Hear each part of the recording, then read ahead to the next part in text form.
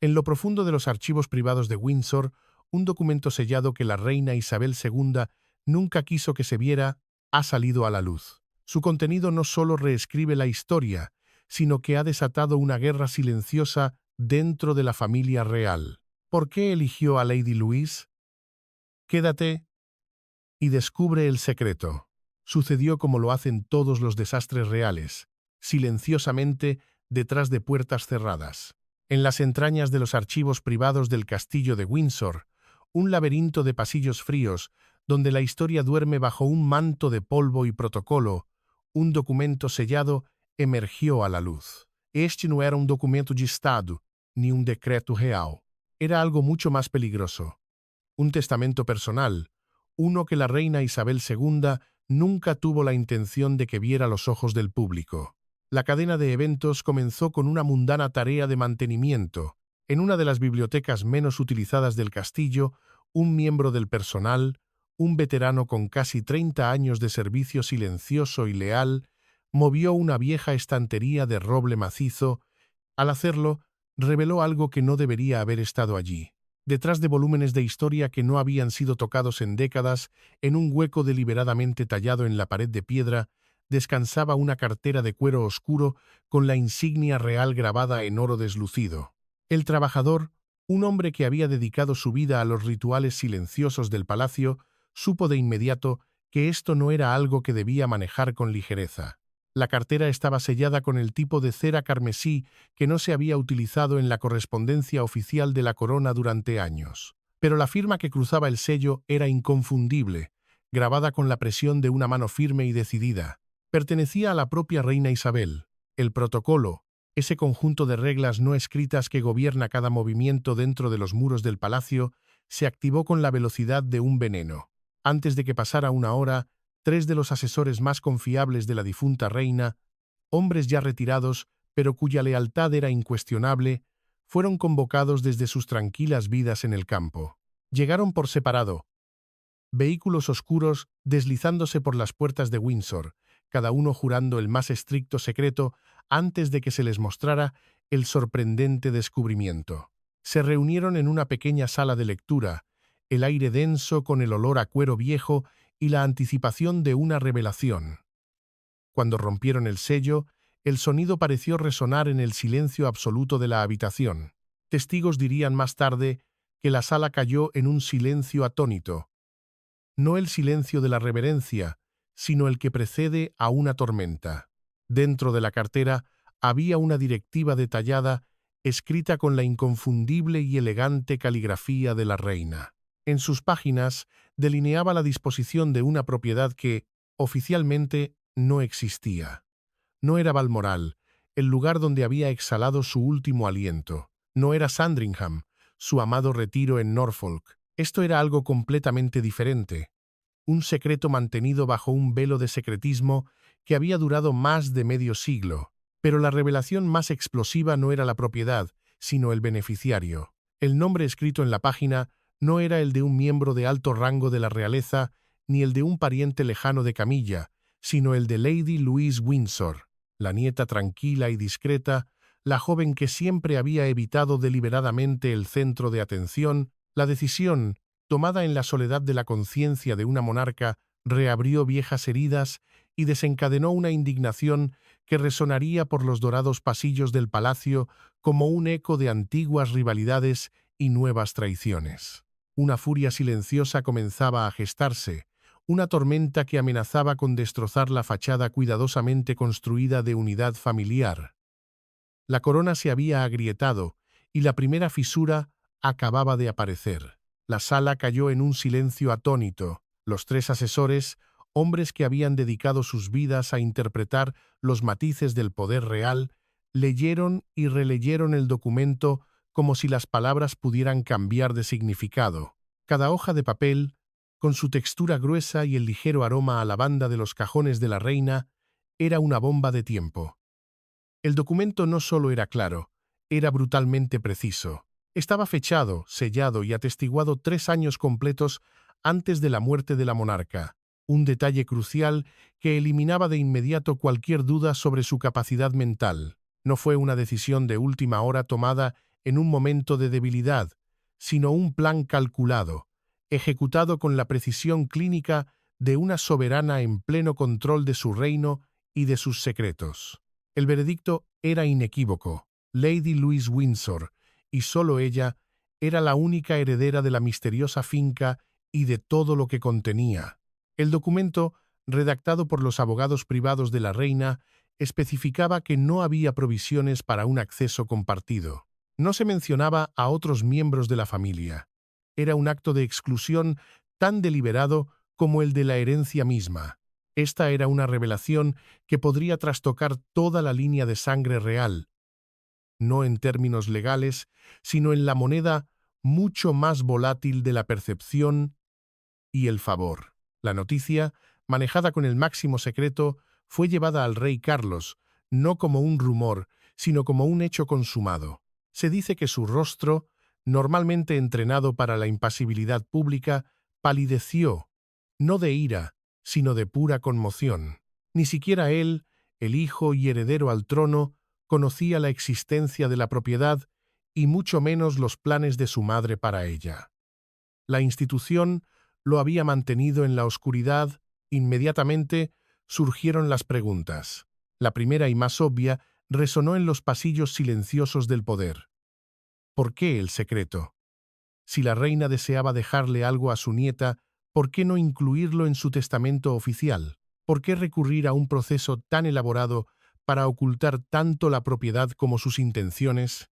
La respuesta, que los conocedores del palacio pronto descubrirían, tenía todo que ver con proteger a Luis del tipo exacto de escrutinio y conflicto que ahora, inevitablemente, estallarían a su alrededor. Pero había una razón más profunda.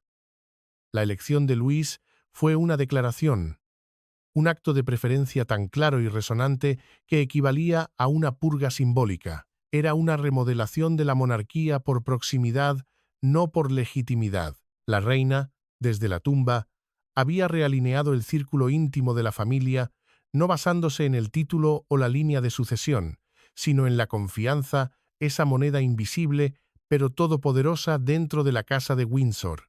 Y en ese nuevo y despiadado orden, muchos que se creían seguros en el corazón del poder se encontraron repentinamente afuera, mirando hacia el frío, excluidos por un trazo de la pluma de una reina muerta. El caos se había sembrado y apenas comenzaba a germinar. La propiedad en cuestión se encuentra en uno de los rincones más remotos y melancólicos de las tierras altas de Escocia. Un lugar de belleza austera, lejos de las rutas turísticas y los ojos curiosos de los observadores reales. Durante décadas, los pocos lugareños de las aldeas cercanas la conocían simplemente como la Casa Gris, una sustancial finca de piedra oscura que emergía de la niebla como un fantasma, empleando a un personal pequeño, leal y extremadamente discreto. Nadie, absolutamente nadie, la conectaba con la familia real porque, oficialmente, no tenía ninguna conexión. La tierra había sido comprada a través de una compleja y laberíntica red de fideicomisos a principios de la década de 1950, poco después de que una joven Isabel ascendiera al trono. La transacción, orquestada por abogados de la City de Londres, fue estructurada específicamente para mantener el patrimonio de la corona fuera de la ecuación, asegurando que la propiedad fuera considerada un bien privado, no público, y por lo tanto, invisible. No existían fotografías de la propiedad en los archivos públicos. Nunca había sido mencionada en ninguna biografía real o relato histórico. Los miembros del personal que trabajaron allí a lo largo de los años habían firmado acuerdos de confidencialidad que iban mucho más allá de los contratos de empleo típicos, con consecuencias legales severas por cualquier incumplimiento. El protocolo de contención era absoluto. Incluso el nombre oficial de la propiedad, usado solo en documentos internos y conocido por un círculo de confianza extremadamente reducido, era deliberadamente genérico para evitar llamar la atención. Pero para la reina tenía un nombre, Coil Dochas, que en gaélico escocés significa el bosque de la esperanza. La finca en sí era sustancial, más de 200 acres de terreno escarpado de las tierras altas, con la casa principal conteniendo más de 40 habitaciones. Pero su valor no residía en su tamaño o ubicación. Lo que hacía a esta propiedad invaluable, lo que la convertía en el corazón secreto del reinado de Isabel, era lo que había almacenado en su interior durante 7 décadas. Este no era solo un refugio, era su archivo privado, su museo personal, su santuario contra las implacables y aplastantes demandas de la corona. Este era el lugar donde la monarca desaparecía para ser simplemente Isabel. Los muros de Coyedochas guardaban la historia no oficial, la verdad sin barnizar. Era su verdadero hogar, un secreto guardado de casi todos, incluso de su propio hijo y heredero. Ahora, la revelación de que este espacio intensamente personal, este cofre del tesoro de recuerdos y verdades, había sido legado en su totalidad. A Lady Louise envió ondas de choque a través de aquellos que creían entender las prioridades de la reina. ¿Qué había en Coyedochas que lo hacía tan sagrado? ¿Qué contenían esas 40 habitaciones que exigían tal nivel de secretismo? Y, la pregunta más apremiante que zumbaba en los pasillos de Clarence House, ¿por qué la familia de Camilla, la nueva reina consorte, reaccionó como si les hubieran robado personalmente el alma de la monarquía? La respuesta yacía detrás de las puertas cerradas del bosque de la esperanza, esperando ser descubierta. Coyedochas no era una simple casa, era un alma, un repositorio de la verdadera historia de un reinado de 70 años. Sus habitaciones no contenían muebles de estado ni formalidades palaciegas, sino los fragmentos de una vida vivida bajo el peso insoportable de la historia. Eran el archivo gris, los registros no oficiales y sin censura que contaban la verdad detrás del trono, una verdad demasiado cruda para los archivos nacionales. Los académicos e historiadores darían cualquier cosa por acceder a sus tesoros. En la biblioteca, forrada de roble oscuro, se encontraban las cartas personales intercambiadas con su padre, el rey Jorge VI, durante los turbulentos años previos a su inesperada coronación, cartas llenas de dudas, miedos y un afecto profundo. Había estantes enteros dedicados a sus diarios personales, encuadernados en cuero verde, que abarcaban todo su reinado. Estos no eran registros oficiales, eran sus pensamientos privados, sus reacciones sin filtro a los eventos mundiales. En sus páginas, líderes mundiales como Winston Churchill, John F. Kennedy y Margaret Thatcher no eran figuras históricas distantes, sino personas con las que compartía dudas, frustraciones y, en raras ocasiones, victorias. Documentaba sus pensamientos sobre crisis familiares, la tumultuosa vida de su hermana Margaret, el matrimonio de Charles y Diana, y la posterior tragedia. La línea de tiempo en estos diarios no solo tenía agujeros, tenía heridas. En otras salas había obras de arte retiradas de la circulación pública, no por su valor monetario, sino por su significado personal. Y en una bóveda con clima controlado, guardaba joyas que predataban la colección oficial de las joyas de la corona, piezas cargadas de historia personal y emocional, reliquias invaluables que contaban la historia de la monarquía desde una perspectiva íntima, pero más allá de los artefactos históricos, la finca guardaba algo aún más personal. Los jardines, salvajes y hermosos, habían sido diseñados según sus especificaciones exactas, un reflejo de su amor por la naturaleza indómita. La biblioteca reflejaba sus verdaderas preferencias de lectura, llenas de novelas de misterio y biografías, no la imagen cuidadosamente curada que se presentaba al público. Incluso la cocina reflejaba sus gustos genuinos, sencillos y sin pretensiones. El personal que sirvió allí a lo largo de los años la describió como el único lugar donde la habían visto completamente relajada. Caminaba por los terrenos sin el enjambre de seguridad, pasaba horas en la biblioteca sin citas que dictaran su agenda. Invitaba solo a las personas que genuinamente quería ver, no a aquellas que el protocolo exigía que entretuviera. En todos los sentidos significativos, este era el único lugar donde la monarca podía quitarse la corona y ser simplemente Isabel. Era su verdadera esencia, y la había mantenido oculta, protegida. Dejar este santuario, esta cápsula del tiempo, a Luis no fue un simple acto de generosidad. Fue la transferencia de su yo auténtico. Fue la entrega de su memoria no a los fríos y estériles archivos del Estado, sino a las manos cálidas de alguien en quien confiaba implícitamente para protegerla de la explotación y la mala interpretación. Era el legado definitivo. La noticia de la herencia de Lady Louise se abrió paso por los pasillos dorados del Palacio de Buckingham no como un anuncio formal, sino como un susurro venenoso, extendiéndose de ayudante a ayudante, de secretario a dama de compañía. Para cuando la información llegó a oídos de la reina consorte Camilla, ya se había transformado en un arma. Para Camilla, la revelación fue un golpe devastador, una humillación pública ejecutada desde la tumba. Durante años, había librado una guerra silenciosa por la aceptación, trabajando meticulosamente para pasar de ser la otra mujer, la destructora del cuento de hadas, a una respetada reina consorte. Había consolidado su posición y, con ella, la de su familia, integrando gradualmente a sus hijos, Tom y Laura, en la periferia de la narrativa real y ahora, con un solo documento oculto, descubrió que había sido marginada, superada por una joven de 20 años que nunca pareció estar jugando al complejo y despiadado juego del poder real. La elección de la reina de entregar su posesión más personal y sagrada a una nieta que no compartía ni una gota de sangre con los hijos de Camilla, envió un mensaje inconfundible y brutal sobre quién pertenecía verdaderamente al círculo íntimo.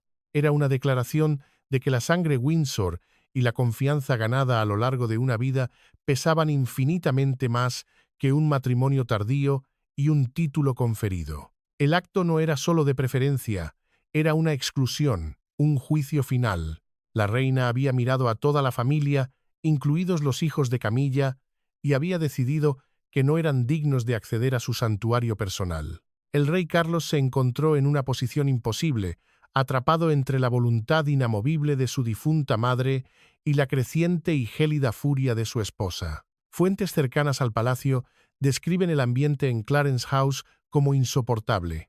La situación se complicaba por el hecho de que el propio Carlos parecía genuinamente sorprendido. Si el rey, el jefe de la institución, no sabía nada, Camilla difícilmente podría ser culpada por no haberlo anticipado. Pero esa evaluación racional no hizo nada para aliviar el impacto emocional de la afrenta. Ya sea que Carlos lo supiera o no, el mensaje para el mundo, y lo que es más importante, para la jerarquía interna de la familia, era claro: Luis estaba dentro. Los hijos de Camilla, los Parker Bowles, estaban irrevocablemente fuera.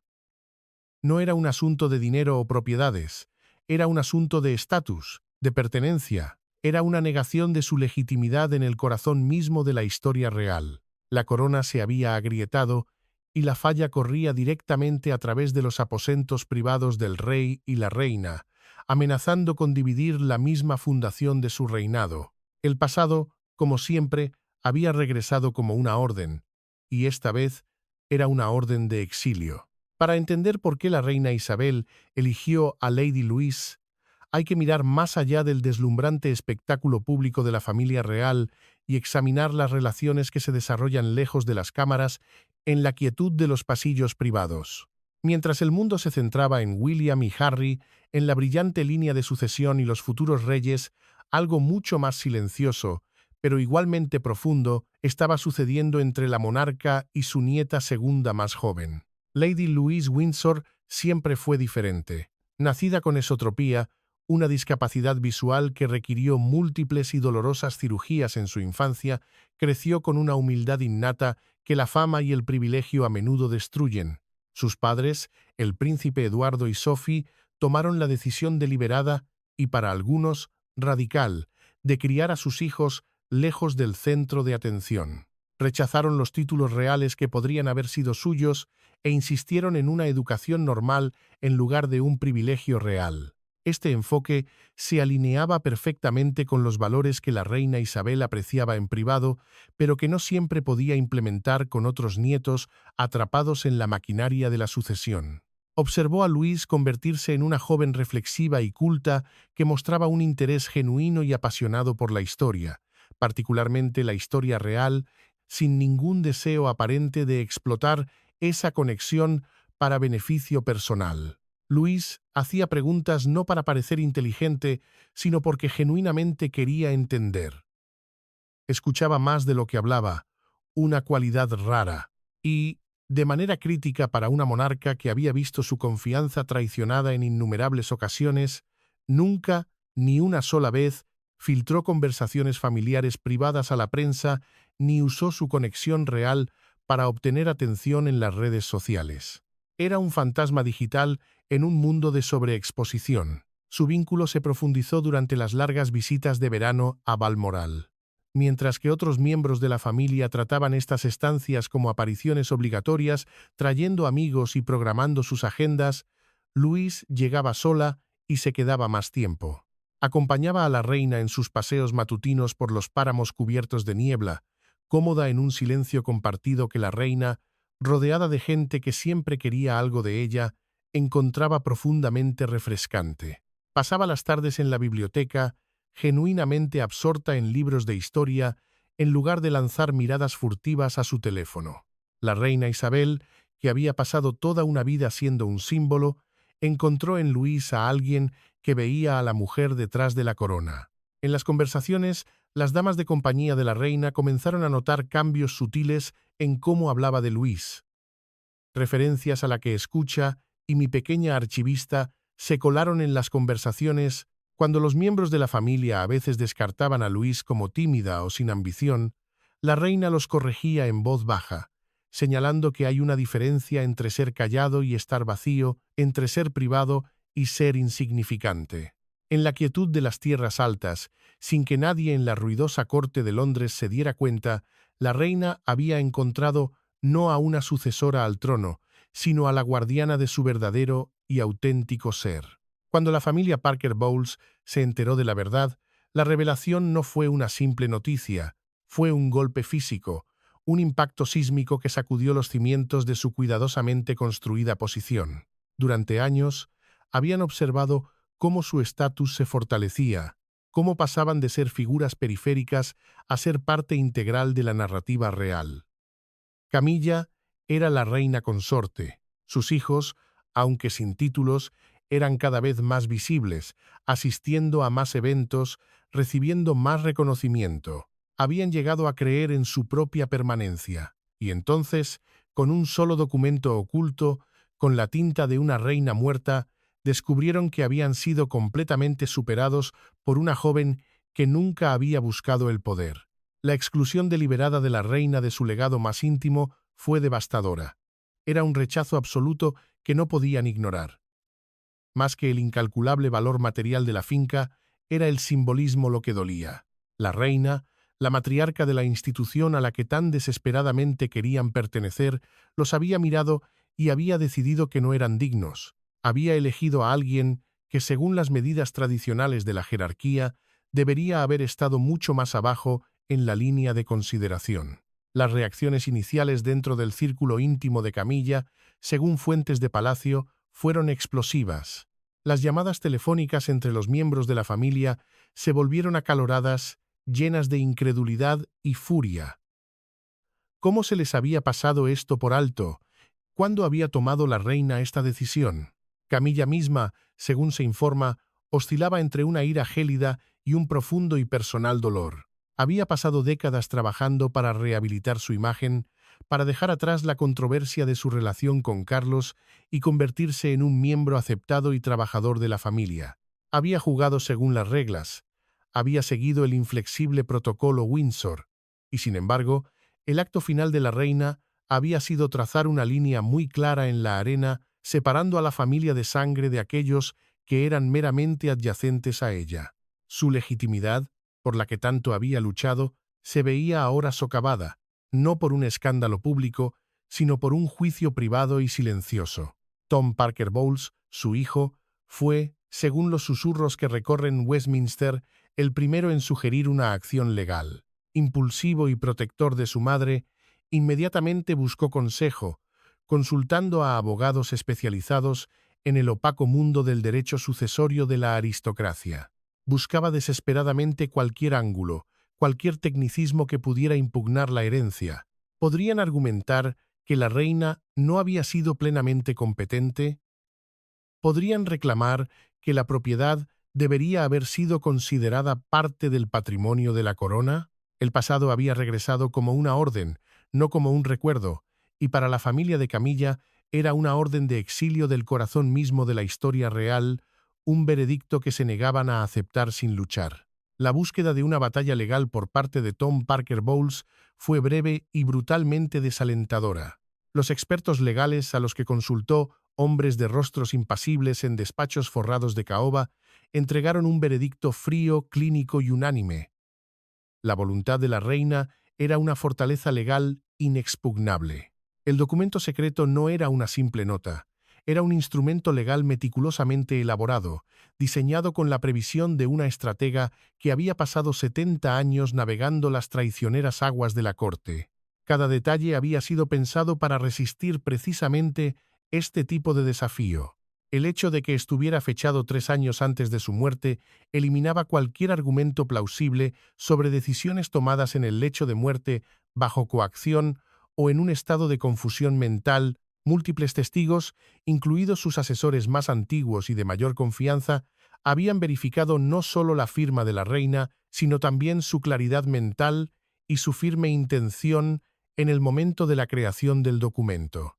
El estatus de la propiedad como un bien estrictamente privado, adquirido a través de una red de fideicomisos que la separaban del patrimonio de la corona, estaba sólidamente establecido a través de décadas de propiedad separada y discreta. No había errores procesales, ni lenguaje ambiguo, ni la más mínima laguna legal que explotar. La reina, en su sabiduría, había anticipado una posible rebelión y había construido una muralla legal impenetrable alrededor de su decisión.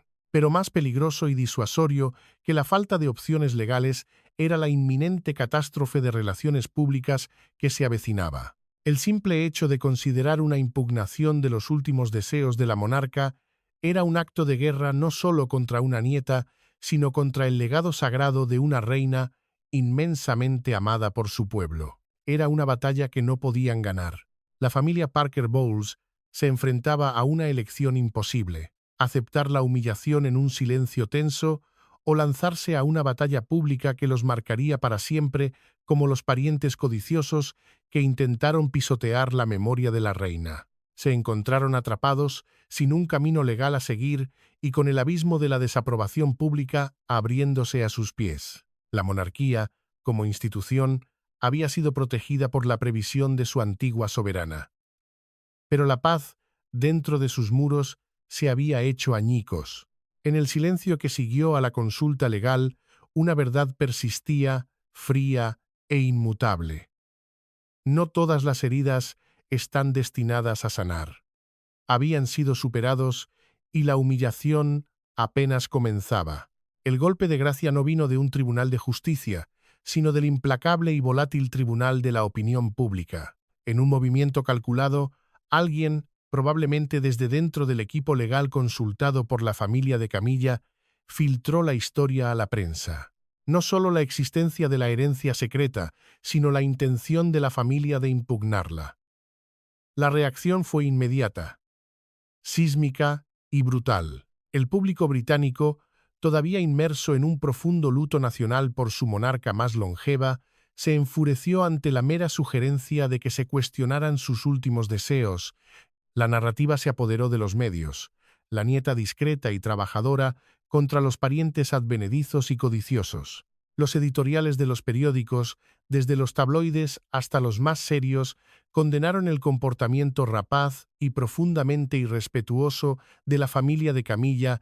Las redes sociales, un barómetro del sentimiento popular, estallaron con hashtags defendiendo a Lady Louise y atacando sin piedad al clan Parker Bowles. Louise, que había pasado toda su vida evitando la atención, se convirtió de la noche a la mañana en una heroína popular, un símbolo de la integridad y la discreción que el público sentía que faltaba en otros rincones de la familia real. La situación escaló a un punto de no retorno cuando se filtraron los argumentos específicos que estaban considerando. La insinuación de que la reina Isabel, un faro de estabilidad durante 70 años, podría no haber sido plenamente competente. Esa sugerencia cruzó una línea sagrada que el público no toleraría. Fue un ataque no solo a la reina, sino a la memoria colectiva de la nación. Las encuestas de opinión mostraron una oposición abrumadora, casi unánime, a cualquier desafío legal. Muchos encuestados afirmaron que dañaría permanentemente su visión de Camilla y, por asociación, del rey Carlos. Si permitían que tal contienda procediera, el palacio entró en modo de crisis. Asesores de alto nivel del rey Carlos celebraron reuniones de emergencia para discutir el control de daños. El consenso, según fuentes internas, fue claro e inmediato. Cualquier desafío legal, o incluso la percepción de uno, debía ser detenido de inmediato. El costo para la reputación de la monarquía, que ya se tambaleaba tras años de escándalos, sería catastrófico. Carlos se vio obligado a intervenir, no como hijo o esposo, sino como rey. La institución, esa entidad fría y calculadora, estaba en grave peligro. La familia de Camilla había subestimado gravemente el poder del legado de la reina y el profundo afecto del pueblo. En esta batalla por la narrativa y la historia ya habían sido juzgados y sentenciados. Habían perdido. La reunión entre el príncipe Eduardo y Camilla nunca debió suceder. Ambos lados habían sido firmemente advertidos por sus asesores de dejar que el asunto se calmara, de evitar una confrontación directa que podría escalar hacia una ruptura familiar permanente. Pero las emociones estaban demasiado a flor de piel. Camilla, sintiendo que su posición se erosionaba, solicitó la reunión, enmarcándola bajo el pretexto de un intento de entender y encontrar un terreno común. Eduardo, como padre de Luis y el hermano menor del rey, se sintió obligado a defender a su hija contra lo que veía como ataques injustos y velados. Lo que estaba destinado a ser una conversación privada y civilizada en una pequeña y elegante sala de estar en Clarence House se convirtió en algo mucho más intenso, una batalla por el alma de la familia. Según miembros del personal que se encontraban a una distancia prudencial, pero dentro del alcance del oído, Camilla comenzó con una muestra de confusión y dolor. Trazó un relato de los años de esfuerzo que había invertido en convertirse en un miembro aceptado de la familia, los sacrificios que había hecho para apoyar a Carlos y la manera cuidadosa en que había intentado construir puentes. Y luego, con un cambio de tono, giró hacia la acusación que había estado hirviendo bajo la superficie todo el tiempo.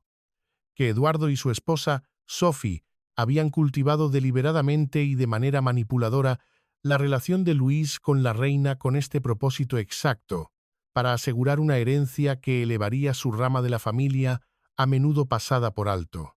La respuesta de Eduardo fue, según se informa, inmediata y gélida.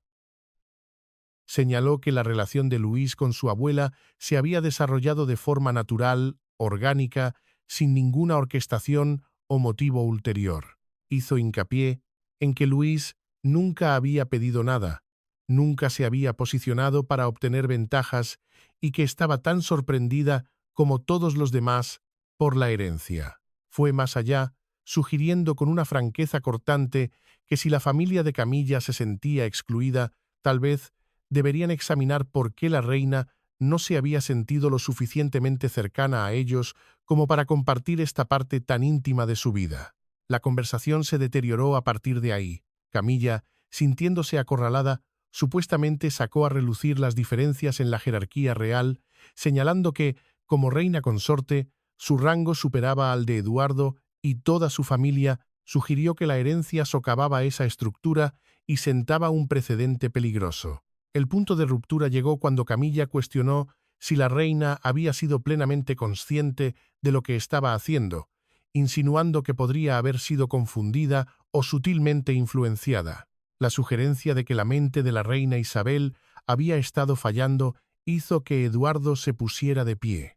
Según los informes, le dijo a Camilla en términos inequívocos que cuestionar la capacidad mental de la reina no solo era ofensivo, sino potencialmente catastrófico para toda la familia y que si continuaba por ese camino se enfrentaría a una oposición unida.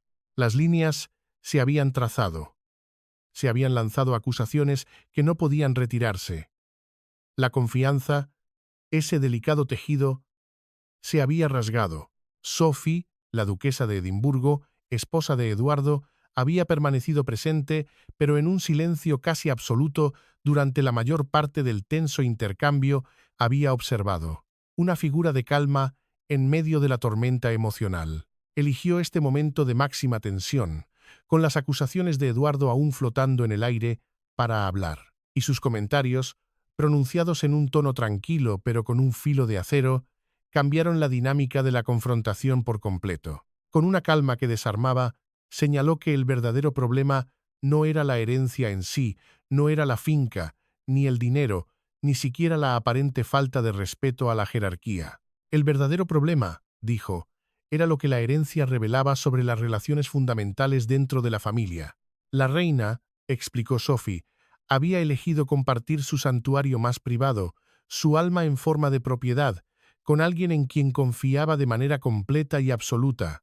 En lugar de atacar a Luis o cuestionar la decisión de la reina, quizás sugirió con una precisión quirúrgica: todos deberían tomarse un momento para reflexionar sobre por qué esas relaciones de confianza se habían desarrollado de la manera en que lo hicieron. Sus palabras fueron como un bisturí, cortando a través de las capas de ira, autocompasión y derecho adquirido para llegar al corazón vulnerable del asunto. No era sobre lo que la familia de Camilla sentía que se les debía, era sobre lo que Luis, a través de su carácter, se había ganado. Sophie, durante mucho tiempo considerada el arma secreta de la monarquía por su discreción y su inquebrantable sentido del deber, había expuesto la cruda verdad. La confianza debe ganarse, no puede ser conferida por matrimonio o título, y una vez rota, es casi imposible de restaurar. La reina no había excluido activamente a la familia de Camilla, simplemente había elegido a la persona que, a sus ojos, había demostrado ser digna de convertirse en la guardiana de su legado. La reunión terminó abruptamente y sin resolución. Camilla se fue primero, visiblemente alterada y sin palabras. El argumento de Camilla, construido sobre la base del rango y el resentimiento, se había desmoronado. Había sido derrotada no por un grito, sino por un susurro de verdad. Una verdad que ahora resonaba en los pasillos de Clarence House con una claridad devastadora. La batalla había terminado y ella la había perdido. Para entender verdaderamente por qué la reina Isabel tomó la decisión que tomó, una decisión que sabía que causaría una profunda grieta en su familia, debemos retroceder en el tiempo. Hay que viajar a ese último verano completo que pasó en Escocia, el verano brumoso y melancólico de 2019. 3 años antes de su muerte. Ese fue el verano en que se creó el documento secreto, el verano en que se selló el destino de su legado más íntimo. Algo sucedió durante esos meses, lejos de los oídos indiscretos de la corte, que cristalizó el pensamiento de la reina y la llevó a tomar una decisión que finalmente destrozaría a su familia. Luis había llegado a Balmoral a principios de julio, planeando quedarse unas pocas semanas antes de regresar a sus estudios. Pero la reina, en un gesto inusual, le pidió que extendiera su visita y luego la extendió de nuevo. Para cuando Luis finalmente se fue a finales de septiembre, había pasado la mayor parte de 3 meses como la compañera casi constante de su abuela, llenando un vacío de compañía silenciosa que la reina parecía extrañar profundamente. Durante uno de sus largos paseos por la finca, con el viento de las tierras altas azotando a su alrededor, Luis hizo la pregunta que lo cambió todo. Con una curiosidad genuina y académica, quiso saber qué pasaría con los documentos privados de la reina, los diarios, las cartas, los que contaban la historia real y sin adornos de su reinado, en lugar de la versión desinfectada que terminaría en los archivos oficiales. ¿Quién decidiría lo que los académicos podrían ver? ¿Quién protegería la privacidad de las personas que habían confiado en ella a lo largo de los años? ¿Quién se aseguraría de que la historia obtuviera la verdad matizada en lugar de narrativas simplificadas y a menudo incorrectas? La reina, por primera vez en mucho tiempo, no tuvo una buena respuesta. Siempre había asumido que esto sería manejado por los canales oficiales, por archivistas e historiadores reales que trabajan bajo estrictos protocolos. Pero las preguntas de Luis, tan inocentes y a la vez tan perspicaces, le hicieron darse cuenta de que los canales oficiales significaban, en última instancia, canales públicos, que nada de lo que dejara en manos oficiales permanecería verdaderamente privado. Todo, eventualmente, sería publicado, analizado y desmenuzado por personas sin conexión emocional con los momentos que crearon esos documentos. Esa comprensión fue profundamente inquietante. La reina había pasado 70 años siendo extremadamente cuidadosa con lo que decía públicamente, sabiendo que cada palabra sería preservada y escrutinada. Sus documentos privados eran diferentes, contenían sus pensamientos reales, sus verdaderas opiniones y sus reacciones sin filtro. Luis, sin presionar ni pedir nada, le había hecho ver a la reina que necesitaba una solución diferente, una guardiana, no una institución. Necesitaba a alguien que entendiera el valor histórico, pero que también comprendiera la necesidad humana de proteger la privacidad y la dignidad. Alguien que resistiría la presión de monetizar o sensacionalizar el dolor privado para el consumo público. Y en ese momento, mirando a su nieta, supo que había encontrado a esa persona.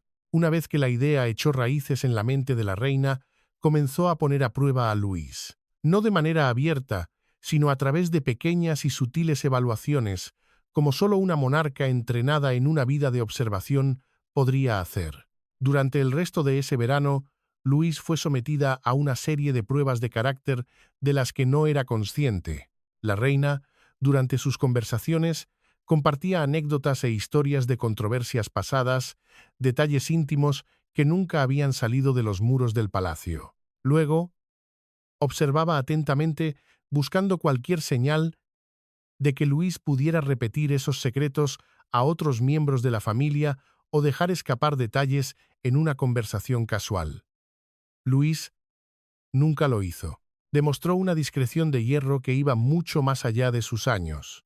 En las tardes que pasaban en la biblioteca, revisando viejos álbumes de fotos y cajas de correspondencia, la reina le pedía la opinión de Luis sobre cómo deberían manejarse ciertos documentos sensibles. Buscaba signos de ambición o interés propio, cualquier indicio de que Luis viera el archivo como una oportunidad. No encontró ninguno. Luis hablaba de los documentos con un respeto casi reverencial por la historia y una profunda empatía por las personas involucradas, independientemente de su rango. Y de la manera más reveladora, la reina ocasionalmente dejaba objetos de valor personal, un broche antiguo, una carta firmada, al cuidado de Luis por un corto período de tiempo. Los objetos siempre permanecían exactamente donde los había dejado, nunca movidos o examinados más allá de lo necesario. La prueba final, el gesto que selló la decisión de la reina, fue monumental en su simbolismo. Le concedió a Luis acceso sin restricciones a su biblioteca personal en Balmoral, un santuario interior que ni siquiera su propio hijo, el príncipe Carlos, había tenido el privilegio de explorar libremente. Luis podía navegar por los estantes, leer cualquier volumen e incluso llevarse libros sin pedir permiso primero.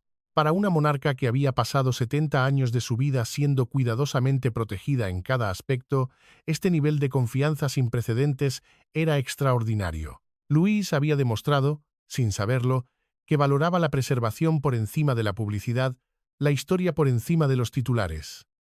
No buscaba poder, sino comprensión. Para la reina, esto no era un signo de falta de ambición, sino la prueba definitiva de su valía.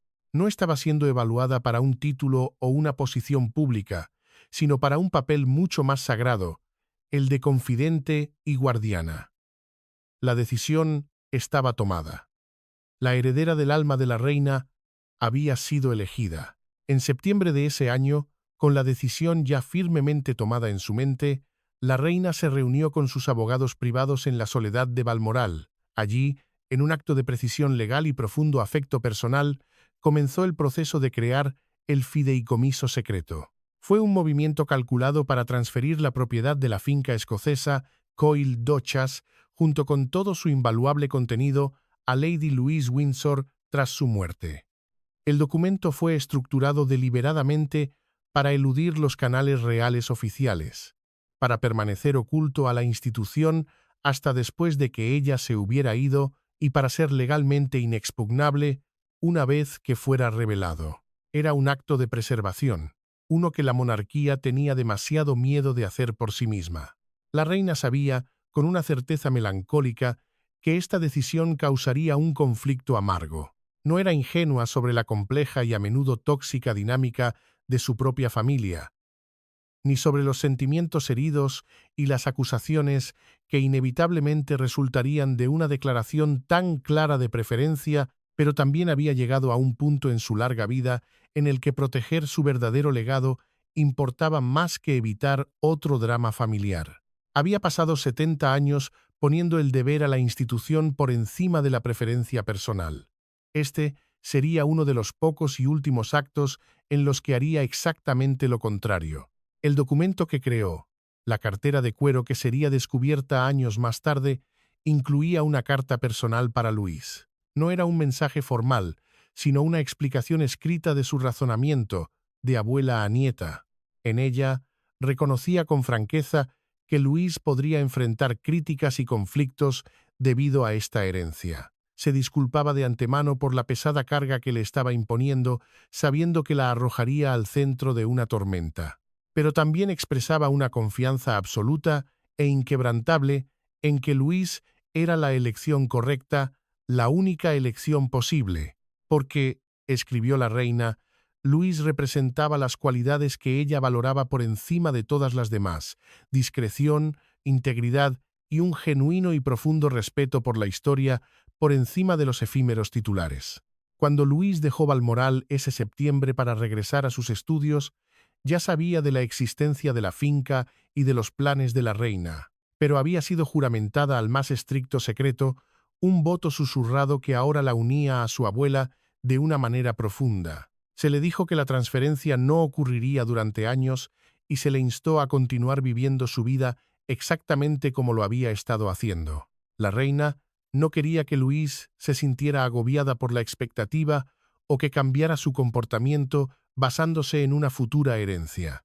Solo quería que Luis supiera que era confiable, valorada y vista como la guardiana de los recuerdos que importaban más que las coronas y los tronos. Era una promesa silenciosa, sellada en las brumosas tierras altas de Escocia. Hoy Lady Louise Windsor se erige no como una princesa en la línea de sucesión, sino como algo mucho más significativo, la guardiana de un legado, la protectora de la historia no contada.